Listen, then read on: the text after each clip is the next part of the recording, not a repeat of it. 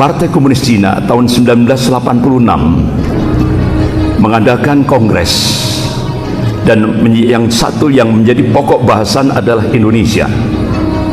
Dan waktu itu disimpulkan ada 3 hambatan Cina untuk melakukan penetrasi ke Indonesia. Hambatan yang pertama, regulasi dan doktrin anti komunis. TAP MPRS nomor 25 tahun 66. Hambatan yang kedua, positioning Pancasila sebagai musuh komunis. Hambatan yang ketiga, sikap anti komunis umat Islam di seluruh Indonesia masih solid. Jadi ternyata 3 hambatan ini kalau kita lihat sekarang sudah jebol semuanya. Assalamualaikum warahmatullahi wabarakatuh. Innal hamdalillah nahmaduhu wa nasta'inuhu wa nastaghfiruh wa na'udzu billahi min shururi anfusina wa min sayyiati a'malina. May yahdihillahu fala mudilla lahu wa may yudlil fala hadiya lahu. Asyhadu an la ilaha illallah wahdahu la syarika lahu wa asyhadu anna Muhammadan abduhu wa rasuluh. Ya ayyuhalladzina amanu taqullaha haqqa tuqatih wa la tamutunna illa wa antum muslimun. Ya ayyuhan nasu taqu rabbakum alladzi khalaqakum min nafsin wahidah wa khalaqa minha zawjaha wa batha minhuma rijalan katsiran wa nisaa'a wattaqullaha alladzi tas'aluna bihi wal arham innallaha kana 'alaikum raqiba. Ya ayyuhalladzina amanu taqullaha wa qulu qawlan sadida yuslih lakum a'malakum wa yaghfir lakum dhunubakum wa may yuti'illaha wa rasulahu faqad faza fawzan 'azima. Amma ba'd, fa inna asdaqal hadis kitabullah wa khairul hadi hadi Muhammadin sallallahu alaihi wasallam wa syarrul umur muhdatsatuha wa kullu muhdatsatin bid'ah wa kullu bid'atin dhalalah wa kullu dhalalatin finnar. Ma'asyiral muslimin rahimakumullah, malam ini saya mendapat tugas dari takmir Masjid Baitur Rahmah untuk menyampaikan tema masalah ummah, problematika umat kontemporer atau kekinian. Sebagaimana Rasulullah SAW mengingatkan kepada umatnya, qala Rasulullah SAW, man asbaha bi amril mu'minin falaysa minni, rawahu Ahmad. Barang siapa yang bangun pagi hari dia tidak peduli terhadap problem-problem umat, Rasulullah menegaskan falaysa minni, mereka bukan golonganku. Alangkah ruginya kita hidup sekali di dunia ini tidak dimasukkan ke dalam golongan Rasulullah SAW. Oleh karena itu malam ini kita mencoba untuk ittiba kepada Rasulullah SAW, yaitu memikirkan umat. Jadi kita memikirkan umat saja sudah dapat pahala, apalagi action di tengah-tengah umat. Bahkan Al-Imam Ibnu Katsir rahimahullah dalam kitabnya Al-Bidayah wa Nihayah, begitu juga bisa kita lihat dalam kitab Sahih Bukhari, Yaumil Isnin, hari Senin 12 Rabiul Awal di penghujung waktu duha, ketika Rasulullah menghadapi syakaratul maut, terucap dari ucapan beliau, ummati, ummati, ummati. Masya Allah. Dari saat menghadapi syakaratul maut, Rasulullah SAW masih memikirkan umatnya. Luar biasa. Ma'asyiral muslimin rahimakumullah, bapak-bapak, ibu-ibu, saudara-saudari yang dirahmati Allah, ketika kita mencoba melihat potret kehidupan berbangsa dan bernegara saat Indonesia sekarang ini berkiblat ke Cina, otomatis implikasinya sebagaimana yang disampaikan oleh Staf Panglima TNI, yaitu Bapak Mayor Jenderal Adityawan Mantoha di Masjid Al-Azhar, Jakarta Selatan. Jadi implikasinya I Polisosbud Hankam. dan itu real. Sebagaimana kita saksikan,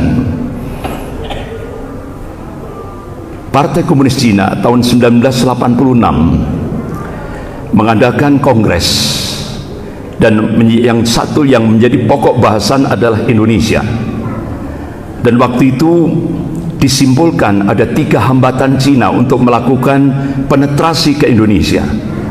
Hambatan yang pertama, regulasi dan doktrin anti komunis, TAP MPRS nomor 25 tahun 66 gitu. Hambatan yang kedua, positioning Pancasila sebagai musuh komunis. Hambatan yang ketiga, sikap anti komunis umat Islam di seluruh Indonesia masih solid. Jadi ternyata 3 hambatan ini kalau kita lihat sekarang sudah jebol semuanya. Hambatan yang pertama dijebol dengan rancangan undang-undang HIP yang kemudian diserahkan pada pemerintah, dirubah casingnya saja, RUU BPIP. Kemudian hambatan yang kedua dijebol lewat undang-undang Omnibus Law. Kemudian hambatan yang ketiga, Cina untuk melemahkan umat Islam di Indonesia ini pakai 2 strategi. Strategi yang pertama dengan stigma radikalisme. Jadi stigma radikal itu hanya hantu yang diciptakan oleh Cina untuk menjadikan umat Islam ini musuh number 1. Kemudian strategi yang kedua yaitu pakai divide et impera, adu domba. DP-nya saja 1,5 triliun. Dan disiapkan untuk adu domba untuk melemahkan umat Islam di Indonesia ini, disiapkan 20 triliun untuk melemahkan umat Islam di Indonesia. Dan itu sebuah fakta, itu sudah menjadi sebuah realitas. Bahkan yang cukup membuat kita bengong, ada sebuah nota diplomatik dengan kode referensi Beijing 1448. Kementerian Luar Negeri Cina dan Kementerian Luar Negeri Amerika sepakat untuk melakukan akselerasi, percepatan, menjadikan umat Islam Indonesia ini, atau menjadikan Indonesia ini menjadi sebuah negara sekuler. Dan itu real, nyata, dan terasa sekali. Begitu Profesor Yudhian Wahyudi diangkat menjadi Ketua Dewan Pembinaan Ideologi Pancasila, beliau memberikan statement, agama musuh terbesar Pancasila. Logikanya sekarang ini agama musuh negara. Bahkan statement terakhir Ketua Dewan Pembinaan Ideologi Pancasila Profesor Yudhian Wahyudi minta kepada umat Islam seluruh Indonesia untuk bergeser dari kitab suci kepada konstitusi. Jadi minta kepada umat Islam Indonesia itu agar mencampakkan Al-Quran dan As-Sunnah, bergeser kepada ketaatan pada konstitusi. Ini benar-benar sebuah tantangan berat bagi kaum muslimin di Indonesia, sehingga akhirnya kita bisa menyaksikan gerakan peminggiran agama benar-benar terstruktur, sistematis, dan masif sekali. Coba kita lihat ketika Menteri Pendidikan dan Kebudayaan memunculkan roadmap 2020 sampai 2035, sudah tidak ada lagi agama, sehingga akhirnya 2 ormas Islam terbesar di Indonesia, Muhammadiyah dan Majelis Ulama Indonesia Pusat, bertanya kepada Menteri Pendidikan dan Kebudayaan Pak Nadiem Makarim, apakah roadmap pendidikan nasional 2020-2035 selama 15 tahun ke depan pemerintah ingin menjadikan generasi Indonesia ke depan ini menjadi generasi ateis komunis? Tidak ada jawaban. Akhirnya kita baru kaget beberapa hari kemarin, Mendikbud mengeluarkan lagi kebijakan standar pendidikan nasional sudah tidak ada lagi mata pelajaran Pancasila dan mata pelajaran bahasa Indonesia, sudah dihapus. Ini tantangan bagi kaum muslimin, lebih khusus di Indonesia. Ma'asyiral muslimin rahimakumullah.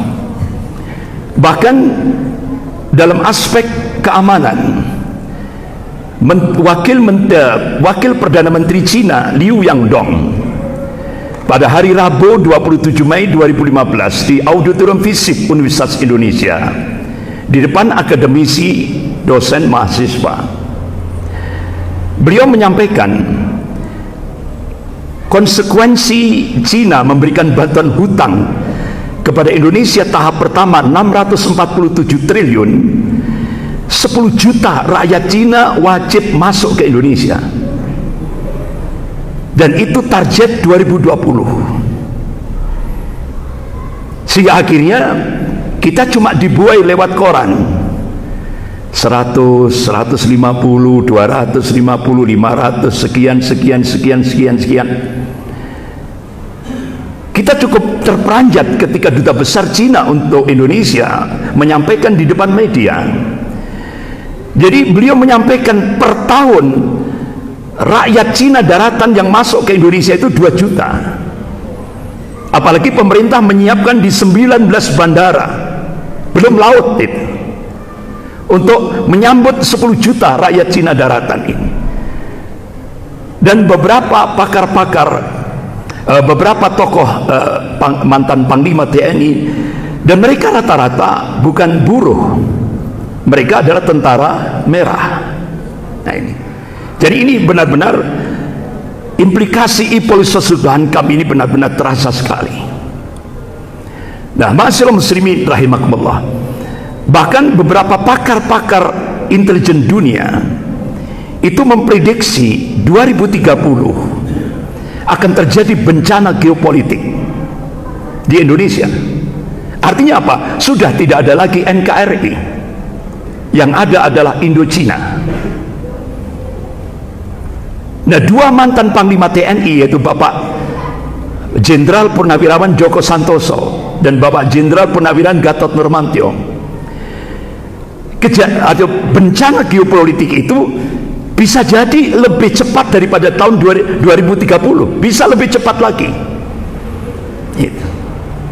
Jadi ini beberapa yang perlu kita ketahui bersama.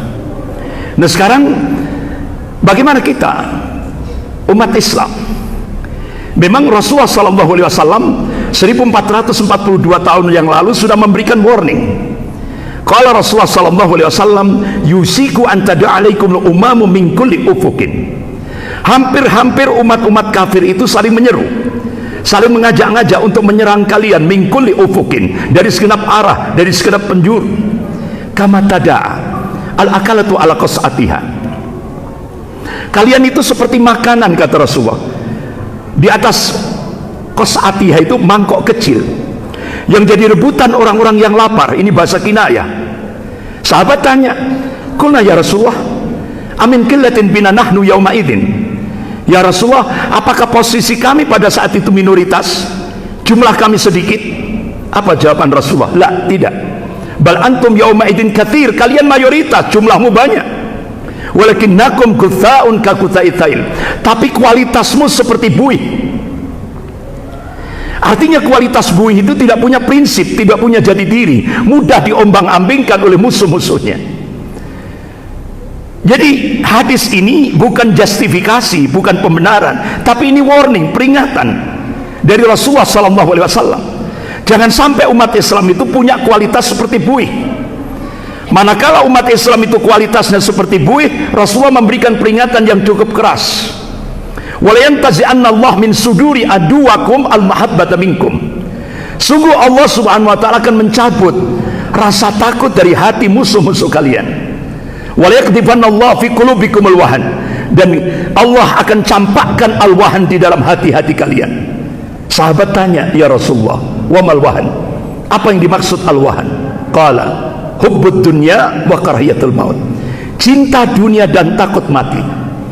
Jadi kalau sudah penyakit terlalu cinta dunia, takut mati, takut resiko perjuangan itu sudah menghinggap di hati-hati kaum muslimin, saat itulah Allah akan cabut rasa takut dari hati musuh-musuh Islam, sehingga kalian seperti makanan di atas mangkok kecil yang jadi rebutan orang-orang yang lapar. Masyaallah muslimin rahimakumullah, dari peringatan Rasulullah SAW ini Allah subhanahu wa ta'ala memberikan solusi konkret, sebagaimana Allah ingatkan dalam surah Al-Imran ayat 139. A'udzubillahi minasyaitonir rajim. Wala tahinu wala tahzanu wa antumul a'launa in kuntum mu'minin. Jangan kamu pesimis, jangan kamu merasa lemah, jangan kamu merasa inferior, jangan kamu merasa marginal. Wala tahzan, dan jangan kamu sedih, dilarang sama Allah. Wa antumul a'launa, sesungguhnya kamu itu tinggi. Coba, kata a'la itu dalam bahasa Arab itu isim tafdil, artinya yang disifati oleh ayat itu bisa tinggi, bisa unggul.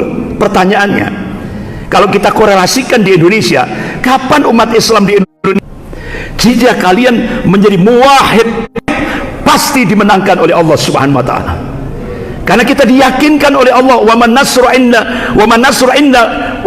illa min indillah. Jadi kemenangan itu datangnya dari Allah, bukan dari manusia. Wa kana haqqan alina nasrul mu'minin. Kewajiban kami, kata Allah, membela, memenangkan golongan mukmin. Itu pasti. Nah sekarang apa action kita? Apa yang bisa kita perbuat untuk Indonesia ke depan? Yang pertama, sebagaimana Allah berikan kunci tadi, dakwah tauhid harus terus kita gerakkan, karena itu kunci kemenangan fid dunya wal akhirah, kunci kemenangan mutlak di dunia maupun di akhirat. Dakwah tauhid harus kita gerakkan. Kemudian yang kedua, apa yang bisa kita perbuat? Tarbiyatul Islamiyah. Jadikan lembaga-lembaga pendidikan Islam kita, jadikan pesantren-pesantren kita, jadikan madrasah-madrasah kita menjadi sarana strategis untuk membangkitkan semangat kebangkitan Islam.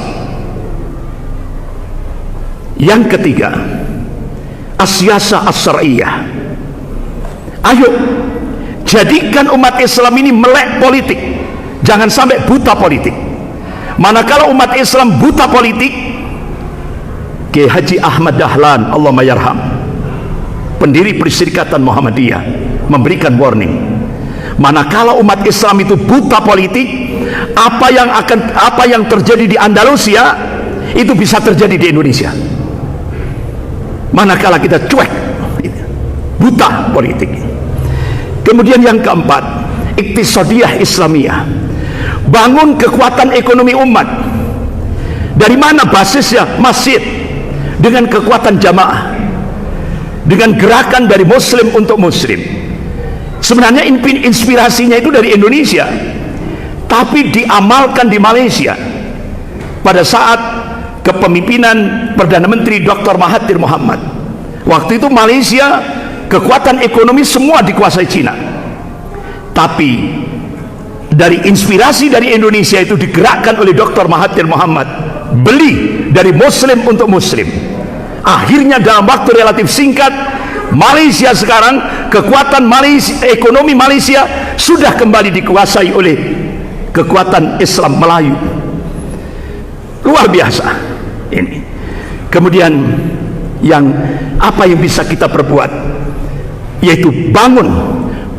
Yang kelima, bangun persatuan dan kesatuan shaf di tengah perselisihan umat ini, sebagaimana yang telah dipraktekkan oleh Presiden Turki Tayyip Erdogan, mampu merubah Turki dari sekuler ekstrem dalam waktu 50 tahun.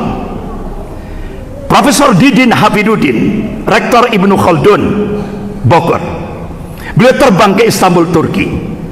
Beliau tanya langsung pada Presiden Tayyip Erdogan, apa kuncinya bisa merubah Turki dari sekuler ekstrem menjadi Islami? Ternyata 3 kuncinya yang ini dipraktekkan oleh Presiden Turki Tayyip Erdogan. Yang pertama, gerakan sholat subuh berjamaah.